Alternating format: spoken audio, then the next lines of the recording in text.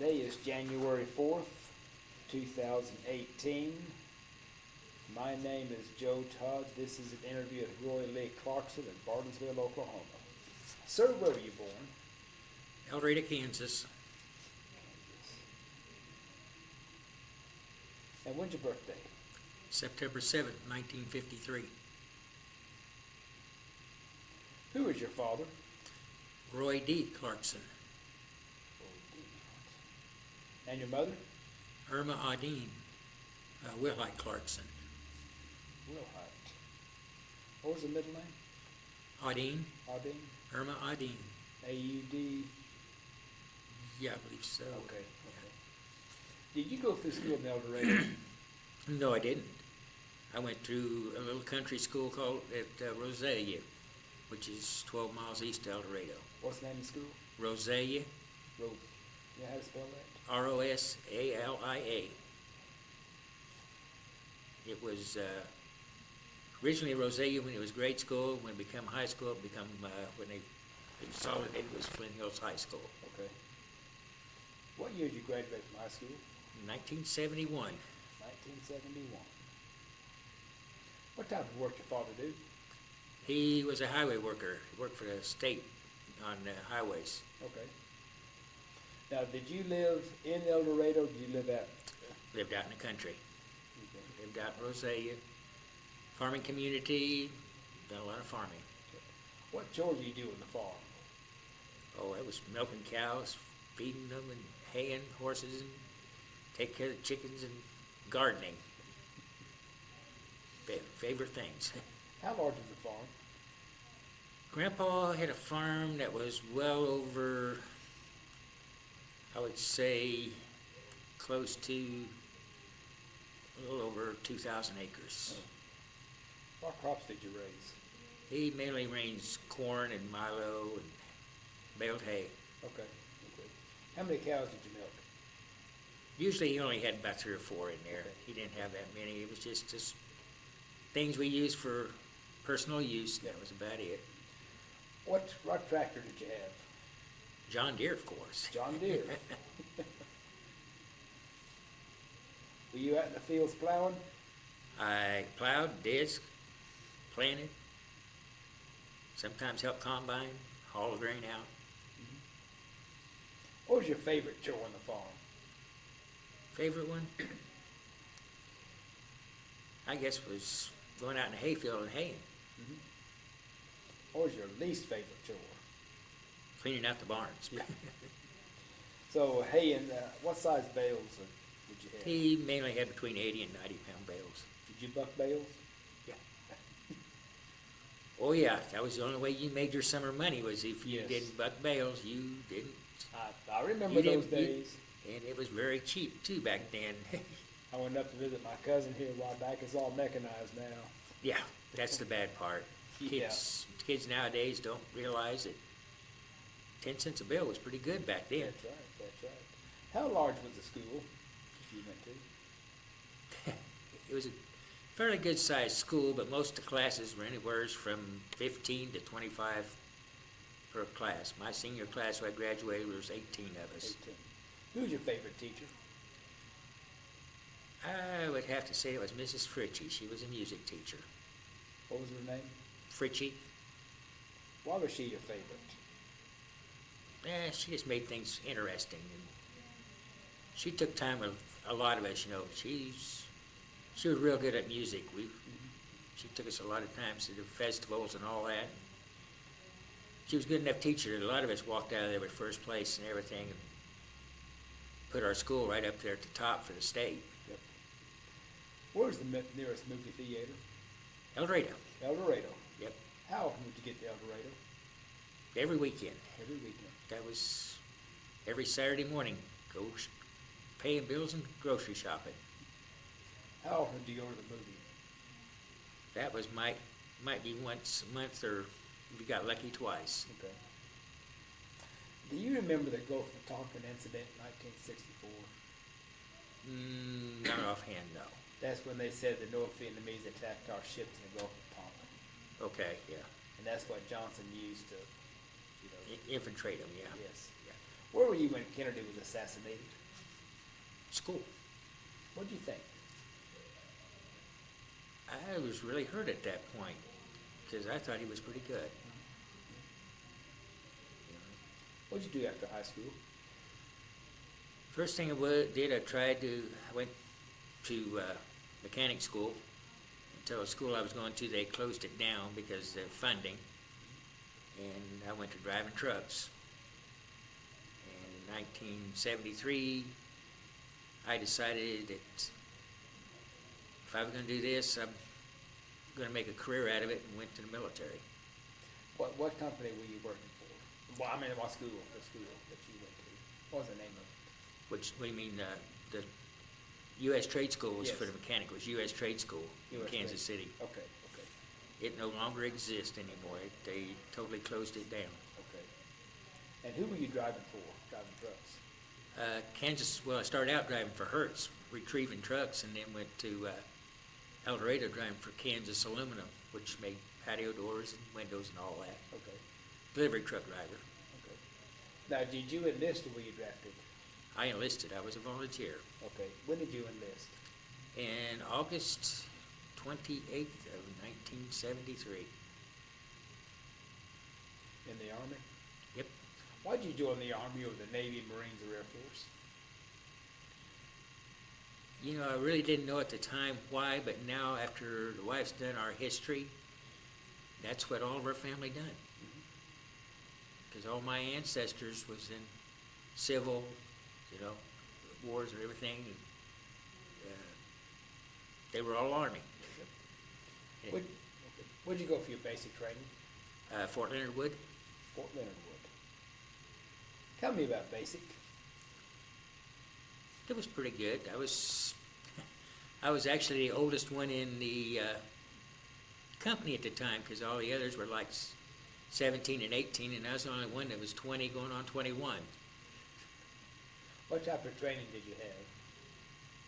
Well, at that time, we had the regular basic training, you know, doing all your firearms and all that. And at that time, they still had the old escape and evasion course there at Fort Leonard Wood. They called it Little Korea. We had to go through that. I guess that was the one I liked the best because it challenged you. What about bivouac? Yeah, that was cool. Tell me, what'd you do on bivouac?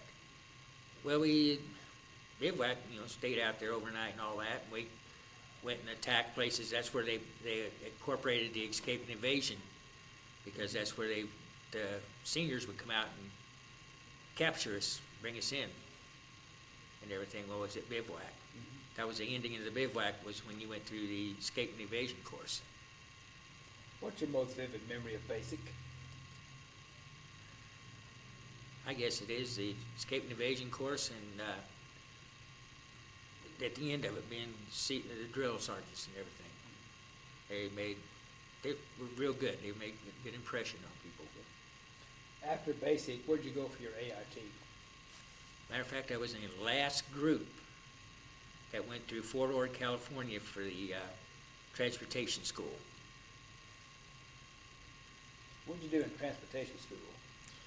Well, they were teaching them how to drive the trucks, cross solid land and cross sand and everything at that point, and teaching them how to maintain the trucks. And at the beginning, they asked for student instructors, and some of us volunteered to go test for it, which me and a couple others, we tested out as being knowledgeable since we were all truck drivers before, and they utilized a lot of us at times to help with the other students, like driving the standards and teaching them how to drive and how to mount tires and all this stuff. What trucks were you driving? We were back then we was driving the old M series, the old small 2.5 tons and 5 tons. The 2.5 ton, is that a 6x truck? Yes, Okay. And the 5 ton? that's a 6x also, Okay. just a little bit bigger truck, Okay. a little heavier frame. And then they had the 1/2 ton and the 3/4 ton Jeeps and stuff at that time. Now, as a driver, did you pull maintenance on the trucks? Yeah, we done our pre-trips and all that stuff on the trucks. You know, you done your pre-inspections, your after inspections, and you done tire changing and, you know, just maintenance, all around maintenance. The major maintenance was done by the maintenance shop itself. Okay. And how long your transportation school will last? I think back then it was 8 weeks. 8 weeks. Then where'd you go? I returned back to Fort Leonard Wood. I was stationed at Fort Leonard Wood at the transportation motor pool there, TMP, where I spent time there. Well, I started out driving sedans and driving officers and then driving the buses, and then they found out that I was, again, tractor-trailer driver, and they had an old truck out there that had the old 5x4 in it nobody else could drive, and that was a fun truck to drive. It was what truck was it? It was a tractor, big tractor to pull in low boys and stuff with, Okay.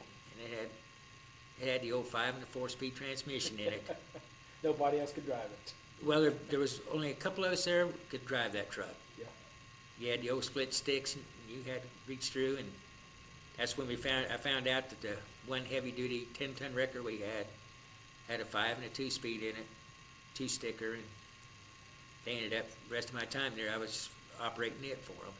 Now, what would you carry on the big 5-ton trucks? On, what, just the cargoes or Yeah. the ammunition, troops? Okay. And the wrecker was used for, Well, at that time there at the TMP, it was a commercial wrecker, and it was for towing in the sedans. Well, they had a smaller wrecker for the sedans and the pickups, and the big one that I drove most of the time was to tow in the buses and the tractor trailers with. okay. And how long you at Fort Leonard Wood then? I was there, I think about 14 months, 14 or 15 months there. What's your most vivid memory of that time at Fort Leonard Wood? I guess the main one was that it was the worst accident that Fort Leonard Wood had had in a long time, where a 12 trans driver from the transportation unit there on post had wrecked a truck in the middle of the night, bringing people out of the bivouac area, and he rolled it and killed a bunch of soldiers. We had to go out there with the wrecker operator for that company. Didn't know how to operate the wrecker very well, and me and another guy took our big 10-ton out there and split the booms and picked the back of the truck up so the medics and all could get in there and take the people out. That's stuck in my mind. It's still stuck in my mind. So from Fort Leonard Wood, where'd you go? I went to Mannheim, Germany. How'd you travel to Germany? Do what? How'd you travel to Germany? By plane. By plane. You left the States from where? At that time, you went to, I believe it was, I can't remember the base out there, but you went to the East Coast and climbed on a plane there. You know, they were commercial planes, but you flew out of a Air Force base with it at that time. Was it Pope Air Force Base or? No, it was McGuire. McGuire is located where? New Jersey. New Jersey, okay. Did you fly directly to Mannheim? No, we flew into Frankfurt, and then they bused us down to Mannheim. Okay.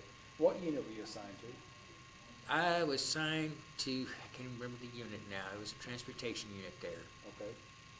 And what was your, 41st, it was 41st I was in, 41st. I'm sorry, 41st? 41st trains. Okay.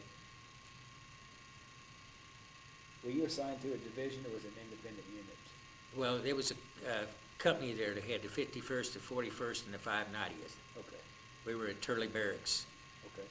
and I was in the 41st, and matter of fact, when I got there, the commanders and all of them was looking at me like, there was 4 of us come in, and they had 3 truck driving positions open. And the other guys had seniority on me, so they got the truck driving positions, and I'm sitting here in limbo, and they asked me if I would be willing to cross-train into being a mechanic, which I did. They found out that I was a recovery operator at Fort Leonard Wood. And next thing I know, I'm training for maintenance, and I'm driving their 5-ton wrecker, which was in sad shape because the last guy that had it never took care of it. And By the time I left there, I had lights on it. It was painted, all fixed up, and left with a good record sitting there. And when did you arrive in Mannheim? Geez, I'm trying to remember what years that was. I think that was in '75, I believe. 75. Have any contact with the local people around Mannheim? Oh, yeah. What was their reaction to you? You know, really, they were nice people.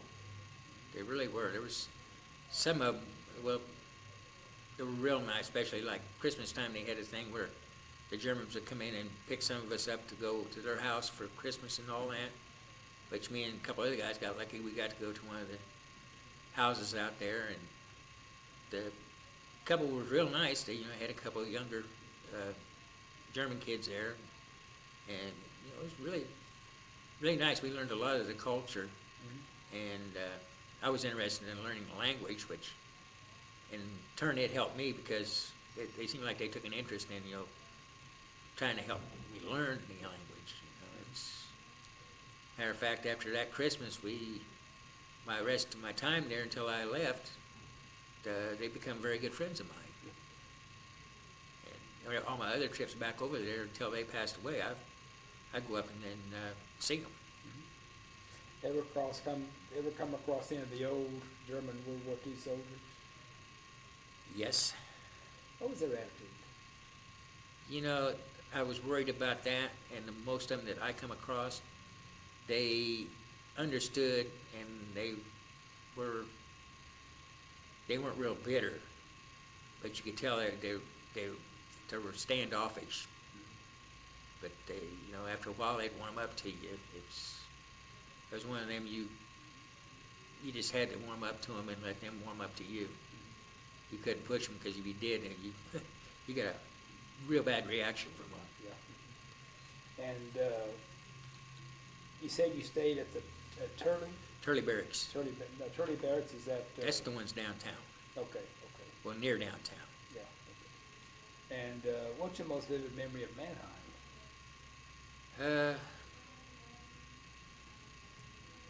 I guess the festivals they had there. It was a partying town. You there for Fasching? Yes, twice. I was there for Oktoberfest twice. Matter of fact, I think it was when I got over there, Oktoberfest was starting up at that point. It was fun.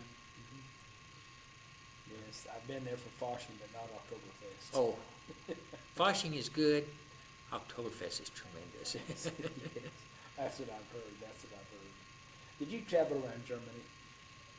The first year, most I traveled was, the first time there was Frankfurt. I didn't travel much at that time. Now, the other tours that I was over there, I did do some traveling because I ended up getting a vehicle to travel with, and we, went over into some of the tourist areas and stuff. I didn't ski or nothing like that, but I'd go over there and we'd spend weekends over there, getaways, just to relax from the base. That in Bavaria, in that area? Yeah. Right. Neuschwanstein, the big castle? Oh, yeah, I've seen that. Yeah. Did you get to Cologne? I went through it and never got into it, never stayed. Okay. Never stayed. Was Mannheim pretty well destroyed in World War II? I think a lot of it was. There's a lot of rebuild there. It was kind of like Heidelberg. They were both they rebuilt a lot of the town. As a matter of fact, the Heidelberg there, which is next door, every year they'd have to bring in the castle, which was when it was destroyed. Yep, I got to tour that castle. Yeah, me too. And it's being restored now. Yeah, it's restored. They were working on it when I was there. Yes. But every year they'd have the flames and the fireworks and stuff behind it to simulate the burning of the castle. Heidelberg's a beautiful city. Yes, it is. You know it was not damaged in World War II? No, I don't. There's an unwritten agreement. The British told the Germans, if you don't bomb Oxford, we won't bomb Heidelberg. Yeah. So neither town was damaged. Yeah. And you were in Mannheim how long? 2 years. 2 years. Then Almost, right at 2 years. okay. From Mannheim, where'd you go? I went back to Fort Leonard Wood. Okay. Went there to 12th Transportation Group. What'd you do there? I was a truck driver, hauling troops and ammunition and food out to the training areas. And you were there how long? I was there almost 2 years, again, at Fort Leonard Wood. And then from where'd you go from there? I went to Augsburg, Germany, Augsburg, Germany. again, right down there by Munich. What'd you do there? I went there, by that time I had got my E5, and they didn't have a platoon sergeant when I got there, and I ended up being a platoon sergeant for a support platoon for a field artillery unit. We were hauling the powder and the rounds for the 105 howitzers, the self-propelled. Of course, how far were you from East Germany? There, you was a little ways away from East Germany there. What do you think about, East and West Germany and the country being split? What do you think about this? I thought it was awful rough at the time. What did the Germans think about this? The West sometimes the West felt sorry for them, and sometimes they had animosity against them, because of the Russians and all in there. And you talk about how close I was. Well, my last duty station over there, I was very close. Matter of fact, I was on the border. That's your next duty station? Nope, my fourth duty station over there, So you went to Germany 4 times? 4 times. Where's your third station? Swankfurt. Where's that located? That's up in the middle northeast of Frankfurt. Okay. You were there how long? 2 years. And I was a platoon sergeant for a tank battalion, okay. support platoon there, hauling ammunition and stuff again. At that point, we had a lot of people hadn't seen them or ever drove them, and they were called goers. Goers. Goers. What is a goer? It is a cargo truck that looks like a big box that looks like a uke, front end on it, and you've got a cargo box on the back. You got two big tires up front, 2 big tires in back, and there's no suspension on them. The suspension in them trucks is in the springy in the seats, which wasn't very good either. And what'd you haul in these trucks? Ammunition. Ammunition. Yep. And you took the ammunition to where? Well, for them, the only place we used them was we took them out to Hornsfeld and all that for the training, and we would haul the ammunition from the ammo dumps out to the firing ranges for the tanks. Okay. And you were Swankford how long? 2 years. 2 years. Yep. And then you went to the border? My last tour, which was 3-year tour, was spent in Berlin. Berlin. When were you in Berlin? That was I left there in near 89. I was there from I believe it was 86 to 89, 3 years there. And I was actually there when the wall come down. Now, you got there in 86. Yeah. What do you think in being in West Berlin? Well, to begin with, I felt like we were trapped. It really, to being in Berlin at that time, you had to really want to be there. Because as far as getting out of there, like you would in the West, you could just jump in your vehicle and go to Frankfurt.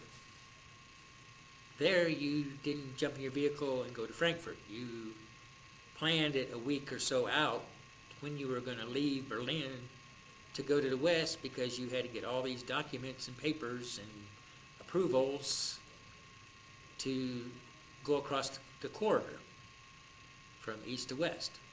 Tell me about crossing the corridor. that was a time-consuming ordeal.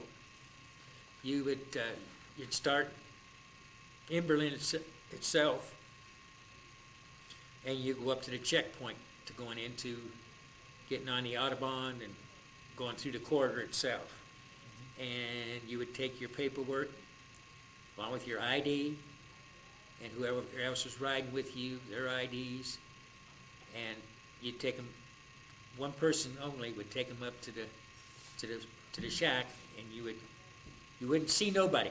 The wall, it was a blacked out wall. You couldn't see nobody behind there. You was in a little room, and you put your documents into a tray, and your documents would disappear. Now, it depends on how long and how quick they wanted to be behind there, how long you were going to sit there. You might sit there 10 minutes, you might sit there an hour.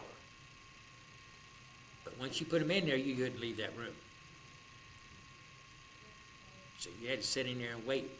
Sometimes that room would be almost packed with people trying to leave, going back and forth. They're either Americans, French, or British.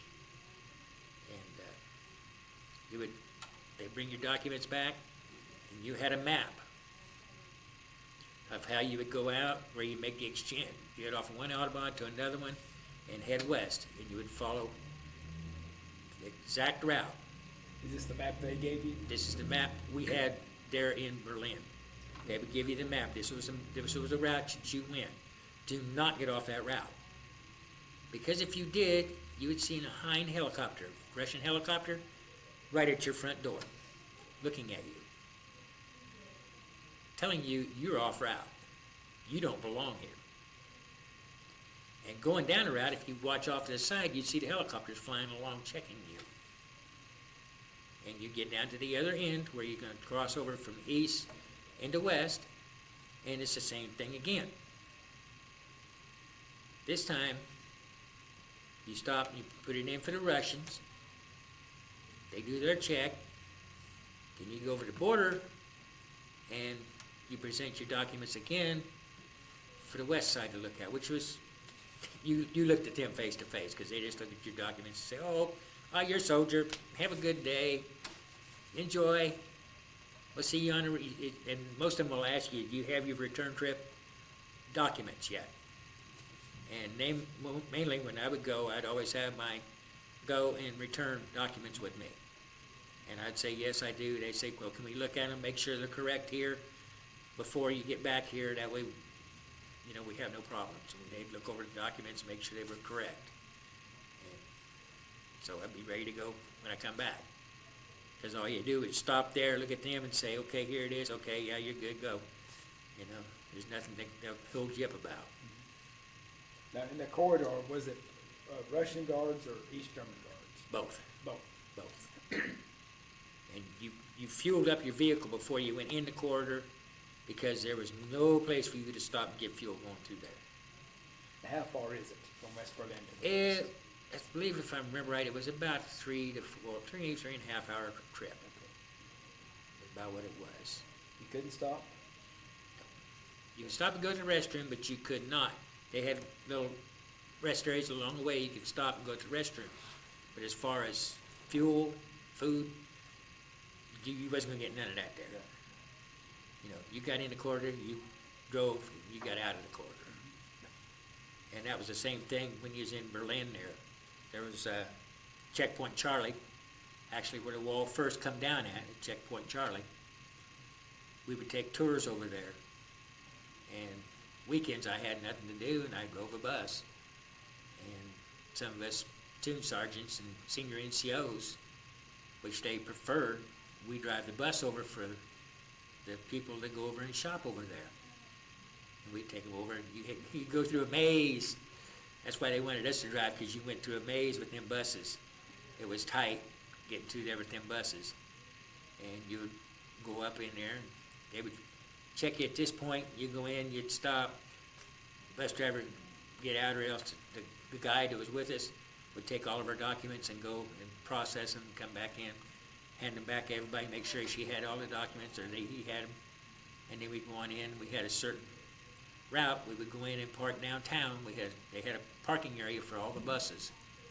And of course, you could look around, you could see we was being watched. And you had the whole downtown area down there to shop in. And you exchange your money right there before you went over the border, so you'd have east marks instead of west marks. The East would not take the West marks? They would, but the exchange rate was horrible, Okay. you know. How did East Berlin compare to West Berlin?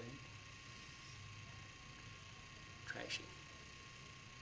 Some of it was, if you got away from downtown where they were trying to make the good, quote, play, you know, make it look good, if you got out away from that, it was dirty. It was, Had it been rebuilt since World War II? most of it had been. They've been working on it. And, Hitler's bunker was still there. They were the East Germans were in the process of tearing it out. They were taking it apart. And being there, I got to go a couple times over on Friday nights and Saturday nights. I got to go over with the rest of the seniors, and we'd go over and have dinner and stuff with the Russians too. What was their attitude, the Russians? You know, the ones I got to meet and got to know, they were pretty nice. They were really, I think some of them get a bad reputation. The ones I had a couple friends over there who was Russians, and they would know that I was coming over, and all the big wigs, officers and all them go over to one side, and the NCOs and all of us go over to this side, and we'd have little places down there. We'd go down and sit and eat and drink, you know, and talk. You know, have dinner with them. And it was pretty nice, you know. Now, where were you staying in West Berlin? I was married at the time, and we had housing out there on the economy itself. Seniors, NCOs and stuff like that, platoon sergeants and all. The juniors most of them lived in housing areas. And a lot of the seniors lived out on the economy out there. And we were living in a big apartment complex that was just newly built. Matter of fact, we was the first ones to move into it when I got there. And it was new apartments. And they were like 2 and 3 bedroom apartments there. Now, what unit were you assigned to in Berlin? That was the 4th, the 502nd Infantry. 4th and the 502nd? Yeah. Still a truck driver? Yep. Or bus driver? Well, truck driver. Truck driver. I worked with the platoon there, platoon sergeant and all that at that time. The Berlin Wall. Yes. Describe that. It was a nice, high, thick, I'd say good distance thick wall made out of, well, looking at it from the outside, you would say it was made from good concrete. But most of the sections they were built pillars, and a lot of the sections slid in, is what they had. And when the wall started coming down, the first couple of sections, they just took a bucket and slammed them down, right there at Checkpoint Charlie. They just knocked them down. And I was really surprised that when they hit them with the bucket, the wall just kind of almost disintegrated. And I got to thinking, wait a minute, something's wrong here. Well, I was kind of helping them. We were moving busloads of people. We was loading buses, and drivers would take them over our training area, which was on the border over there for us. We would take them over to buildings that the West Germans had set up to give them Kindergeld and their funding and everything for the East Germans. And they were, taking care of them over there. I had a East German Polizei walk up to me and hand me a piece of the wall. And at a point, we've been told not to pick up the wall. And I'm standing there, and this East German Polizei hands me a piece of the wall. And one of the senior officers was standing there. He looked at me, and he says, "Don't refuse that." He says, "Take it." He says, he's making a goodwill gesture to you, take it.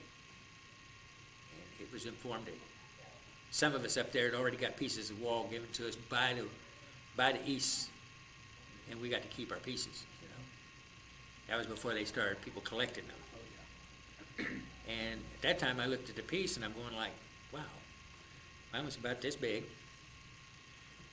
And if you rubbed your hand over it, it would flake off. It was substandard concrete, and they used gems, rocks, bottles, pieces of metal, anything they could throw in there to make substance to it, and that's what it was. And I realized when I brought it back, I should have vacuumed it, because by the time I got back, my size, this size, it went down to this size already from shipment. About half the size. Right. And I should have vacuumed it at that time. Yeah. Now, did you have any notice that the wall was going to come down? You know, they knew about it. The higher-ups knew about it. And the next thing we knew, at one point there, they come over to us and said, hey, we need this help, this is what we got to do. These buses need to be up here at the border, up here at Checkpoint Charlie, all set up, lined up. And all of a sudden, the training was shut down, or doing training. And they were setting up the training areas. We're going like, okay, we had training scheduled, what's going on here? And finally, they told the seniors, you know, hey, this is what's going to go on. You know, we don't know when the wall is possibly going to come down. Because I was watching the news, and they had big rallies in East Germany of 100,000, 200,000 people Yeah. in East Germany. Yeah. And I guess the government couldn't fight those big crowds. No, Is that what brought the wall down?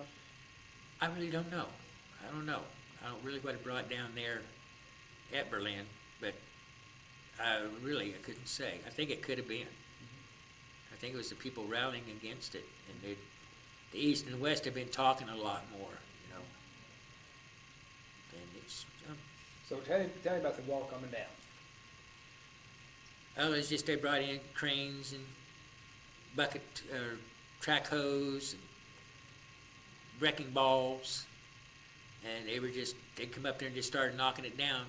They knocked down a good portion of it, and at that point right there at Checkpoint Charlie, they knocked over a good portion because they wanted to filter the people through there to the buses and bring them through. And dozers on the other side was clearing out all the race, I call them race tracks, where you had to drive the vehicles through. They were dozing that out of the way so people could come right on through to the buses. And then we were just filtering them down about like cattle, okay, to the buses. As soon as we get a bus full, we send that bus on. And, you know, we had the American buses there, we had the Air Force buses there, we had the British buses, the French buses, and of course the German city buses were all there helping. Where were the people going? They were taking them up the military, the Army, ourselves there. We had a training area just, well, it was a little ways from there. That was right along it. It bordered the border. Matter of fact, when we would train, we could look right across and see the East Germans and the Russians over there. They could watch us train. And vice versa, we could watch them. And they would take them up there. They call it city training, which that area there, that's what you've done. You train for city.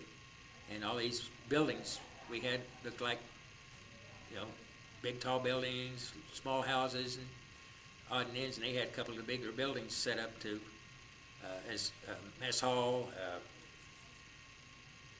medical, run them through to give them their money and everything, their funding. And then they come out the other side, and they have buses that would take them on out to the airports, and they had buses coming in from the outside that would transport them on over to West Germany if they wanted to go. And a lot of them was transported back to the Checkpoint Charlie, went back over to their houses. Because now that they come over and got these documents, they're free. Yeah. And they can go back to their homes. How long did it take for east and west to get together? Was it a matter of days? It was a weeks? matter of days, yeah. I'd say by the end of the week, things were winding down. Well, the first couple of days, it was hectic, and then after that, it just kind of, Well, I've seen photographs of people on top of the wall and everything, and. yeah, Were you there when that was going on? yeah. What did you think, seeing people on top of the Berlin Wall? Well, I was hoping they didn't fall and kill themselves for one, but it was pretty good. They'd move them off of there, and then they'd demolish that portion of the wall. Well, you think that you were actually witnessing history? Yeah.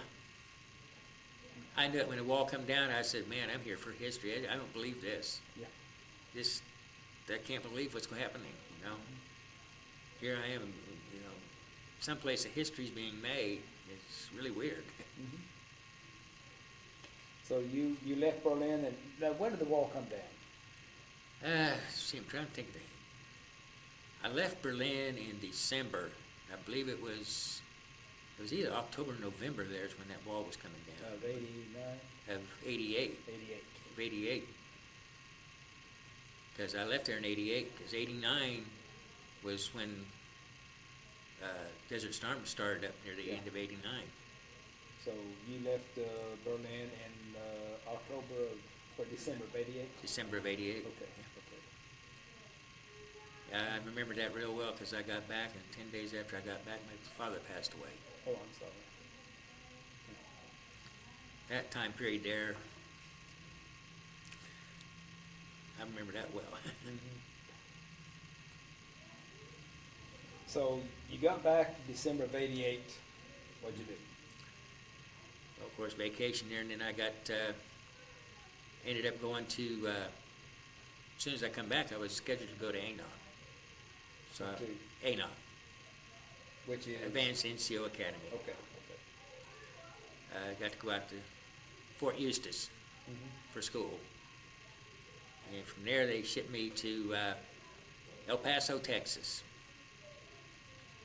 3rd to 3rd ACR. I took basic there. Yeah, I got stationed at headquarters, 3rd to 3rd ACR. What'd you do there? I was the main support platoon for the battalion. And what did you do? Actually, I done a lot of the movements work there. We loaded trains, mainly trains we loaded there. And we went to Beaumont when everything kicked off and loaded boats. And went to over there to Bahrain to unload them. Tell me about the trip to Bahar. Did you go with the boats? No, I didn't get to go with the boats. We brought them in. We loaded trains, and we took the train. The trains were heading down, and I was on the train going to Beaumont. And I got to Beaumont, and the commander had sent word down there that I was to get on a plane and fly back to Fort Bliss, that I wasn't staying there. You know, I got started with loading the boats, that they had another crew was going to load the boats there, and I had to come back to Fort Bliss because I was getting the crew ready to go to fly over to Bahrain. And I was in the advance party going over to Bahrain, which was over there, arrived there in end of August of 89. Now, when did the Iraqis invade Kuwait? I was thinking it was about a month or so before that, I believe. That's when they set fire to all the oil wells and everything. Yeah. And what'd you do in Bahrain? There we unloaded the ships. Got the vehicles set up in the staging area, waiting for the rest of the troops to show up. Matter of fact, we had everything unloaded and in the staging area just as everybody showed up to get ready to move out. Once they were there to make room for the other units coming in, they moved us on out into Saudi Arabia there to a holding area. Is that at Bahrain? Bahrain? No, in Saudi Arabia. Because we landed at Dhahran in Arabia. Yeah, we landed there at Dhahran, then went over to Bahrain from there. Okay. Yeah. Now, where was the holding area in Arabia? That was about, I would say, it was about 4 or 5, maybe 6 hours on out into the desert. Okay. We were just out there in the desert because we seen a lot of the camel jockeys out there, got to learn about the camels quite a bit. What'd you do out in the desert? Well, we set up there until Christmas time. We'd set up a camp out there, and mainly what we did, we'd run fuel and get our fuel up there where we needed to stock up the tanks that were coming in, because a lot of the tanks we unloaded, they were unloading, and a lot of them they didn't bring. When we got there, they took away the old tanks and gave us new tanks. And they were giving us, there was a bunch of new tanks come in, we Were unloaded. the M1s? Yeah. Okay. We brought over the M1s, and then they got into the M1A1s and some of the M1A2s. They were getting into the new tanks. So we had to go get different, get ammunition and stuff for them, get them refitted with ammunition and fuel and everything for them. I had the fuel trucks and the ammunition haulers. We only had like 2 5-tons, all the rest of them were Hemmets, Yeah. the 8-wheel Hemmets. Now, how far from the Iraqi border was your holding area? We were quite a ways from it there Okay. at that point, because the next move we made was about a day, almost a day move up to the neutral zone. Right after Christmas, before New Year's, we moved to the neutral zone. When we set up there until they said, let's go to battle, which So- wasn't very long. So when did you cross the berm into Iraq? I can't remember exact date on it, but it was, I think we'd sit there for like maybe 3 or 4 days. I think the war actually started February 24th. Yeah, that's about when. Yeah. What did you think going into Iraq? Really, didn't have much to think. We done it at night, so you really didn't know when you was in Iraq. All I know is that night we started moving. The first sergeant and me and the commander were talking where we was going to go to. We'd already mapped it out. My lieutenant, he had it on his GPS and everything in his Humvee, and I was back there monitoring the back of the convoy, which we were fully loaded with ammunition and fuel at the time, and we were supposed to go out to a certain zone out there and set up our refueling, rearming area. We'd been practicing a refueling technique that we could refuel the tanks and stuff on the go. And we was waiting to see if it was really going to work as good as we practiced it over at Hunter Liggett there in California, and it seemed to work, but under these conditions, was it going to work? And it worked perfect. I mean, what me and the lieutenant set up worked great. What was the weather? Hot. It was like 110 in the shade. And Christmas Eve was like 105 degrees. Christmas Day was 125 degrees there. Now, Arabia being a closed country, were you able to celebrate Christmas? Yeah.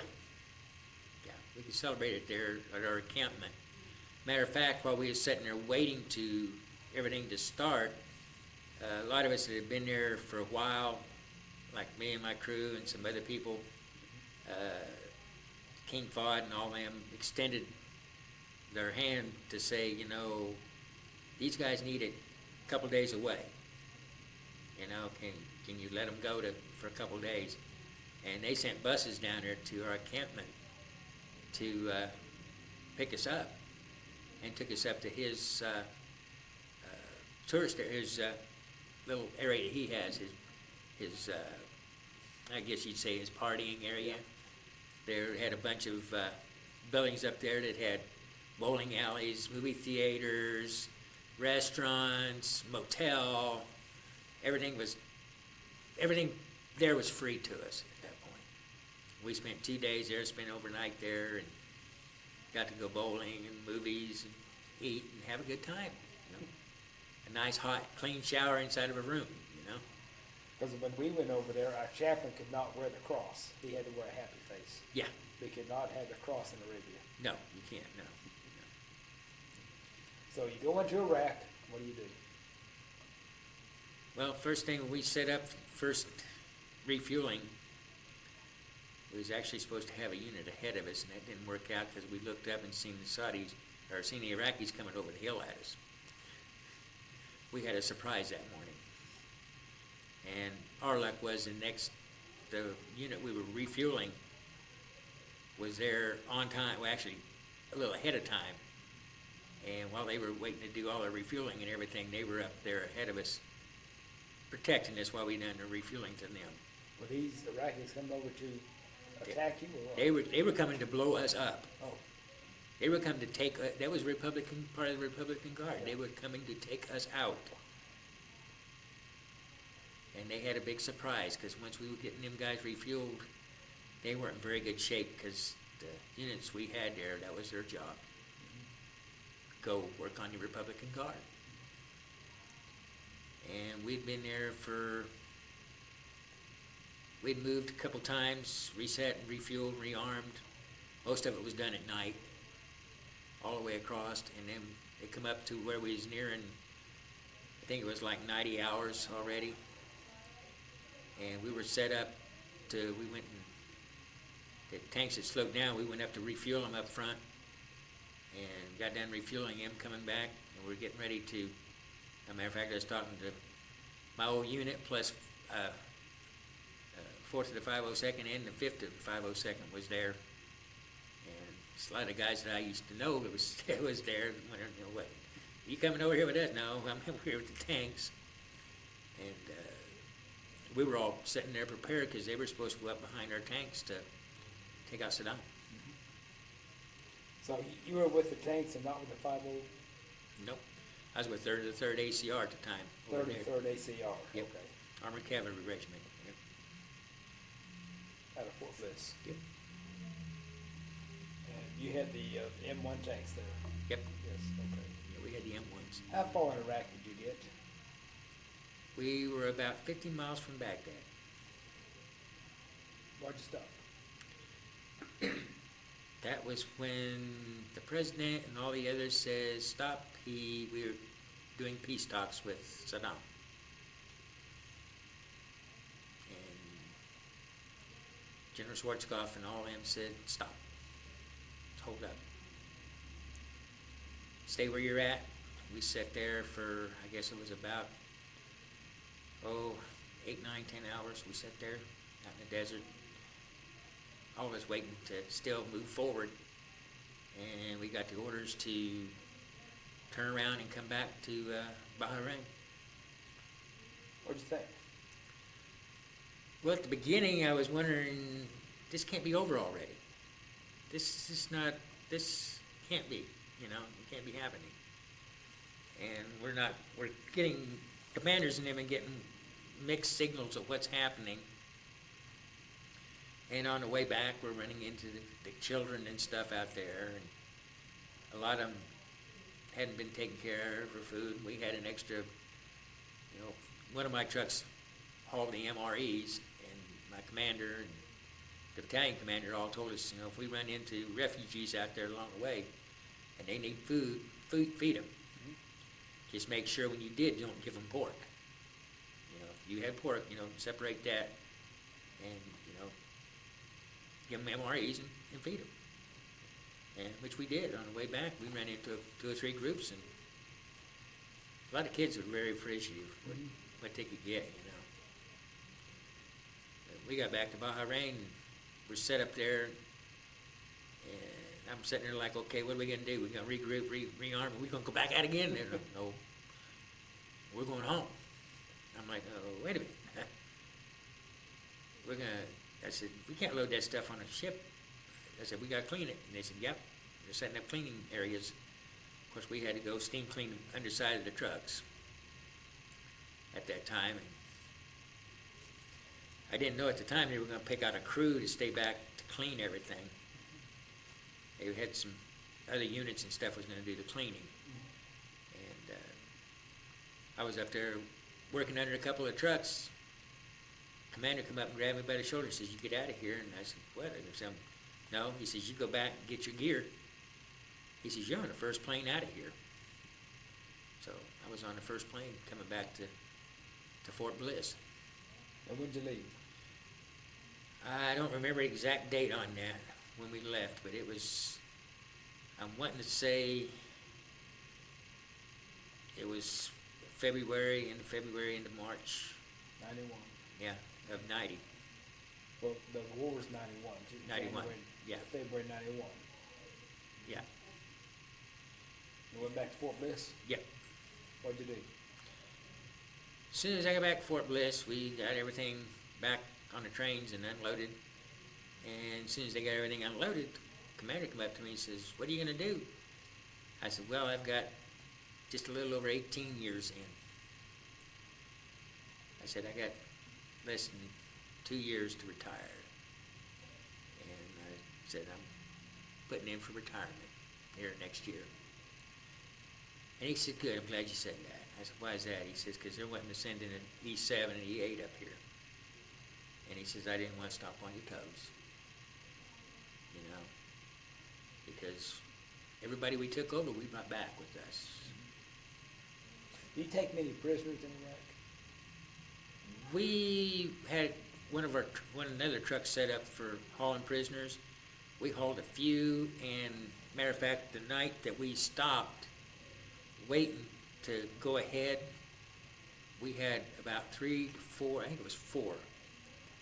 I was up there walking the perimeter that night, and one of my troops says, "Hey, Sarge, we've got something coming at us." And we looked out there, night vision goggles, and we had 4 Iraqis coming at us. And as soon as they got close enough to see what we were, their hands went up in the air, their guns went to the ground, and they dropped to their knees. And we went out, I informed First Sergeant on him, who was going out, that we had prisoners out there, Iraqis surrendering. They said, "Go get them, bring them in." They sent other people up there to watch our backs while we went out and brought them back in. We brought 4 of them in, loaded them in trucks, and sent them back to where they were holding them. But that was the first time I captured a Iraqi. Me and another soldier captured 4 of them. It was pretty neat, What was their attitude? The group that we picked up, they were hungry. They wanted food and a drink. And they seemed like they were, I guess you'd say they really didn't want to be there. Like they'd been forced into doing this, or being brainwashed into doing it. Yeah. And they were just happy, we didn't shoot them. Yeah. Because I guess they had been told that you surrender, they're going to shoot you. And when we come out there and they had their hands in the air and they were on their knees. No, I'm not going to shoot somebody that's dropped their weapons to the ground. No. They surrender. You give them the respect of them being a soldier. Because you give them the respect that you want to have to you. Our chaplain had a little recorder, and I was able to interview some of the Iraqi POWs. Mhm. And I interviewed one, and he said, what happened? They said, they came into my house outside of Baghdad and said, "You're going to join the army." I said, "No, we're going to shoot your family, then take you." He said, "Yes, I volunteered." Yeah. He said, "They put me on the Iraqi border in a bunker. If I tried to leave, I'd be shot." Yeah. And how can you expect loyalty out of people like You that? can't. So when we showed up, they all surrendered. Yeah. Yeah, that's why they were surrendering so fast. Oh yeah, these guys they seen us, they recognized who we were, because we had a big American flag flying up in there, and I had a flag flying off of one of my trucks, and You still have your flag? no. I wish I did. Yeah. I wish I did. I've still got my hat. I've still got one of my uniforms from over there. I still have an Iraqi beret I took off an Iraqi soldier, his bayonet. Yeah, I don't have nothing like that. I had pictures, and on the way back, I'd sent them back, and they never made it back to the States. So, I had a lot of pictures, and I can understand why they confiscated them. They were the type of pictures you wouldn't want to show mommy. A lot of people, I hate to put it this way, but a lot of people don't realize what we've seen over there. Yes. So when did you retire? I retired in August of '93. What'd you do after you retired? I went to work driving a truck. For whom? First I went to work for Swift Transportation for a while. And they decided they wanted to move me to Oklahoma because they were closing the yard down. They said it wasn't very profitable, but, you know, I ain't gonna argue with them. I'm just a truck driver, just a yard man. And when I come over there, they wasn't gonna give me back my position I was in. So I left there and went,